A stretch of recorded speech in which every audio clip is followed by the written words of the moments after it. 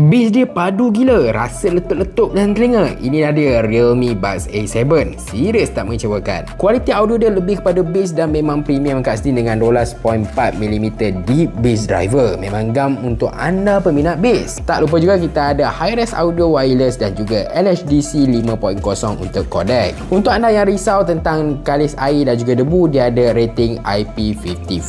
Jadi tak perlu anda risau lagi. Dan rekaan kat sini memang ergonomik. Anda pakai je anda akan rasa kedap. ANC dia pula memang akan lenyapkan bunyi-bunyi sekeliling sekitar 40 desibel kat sini. Jadi bila nak pakai anda mungkin boleh dengar lagi, tapi sangat-sangat halus bunyi dia. Dan bila anda pasang lagu semuanya senyap dekat bahagian luar. Puas hatilah kalau anda beli kat sini kan. Dia dah hadir dengan dua jenis warna, iaitu Moss Green dan juga Ivory Gold macam yang ini. Yang ini nampak warna dia, logo Realme dia nampak menyala. Earbuds yang nampak premium, dia punya audio yang lebih pada bass dengan kualiti IP55 dan juga latency yang sangat rendah dekat sini untuk anda main game. Pendapat anda Realme Buds A7 ni menarik atau tidak? Berbaloi atau tidak? Tinggalkan dekat komen di bawah.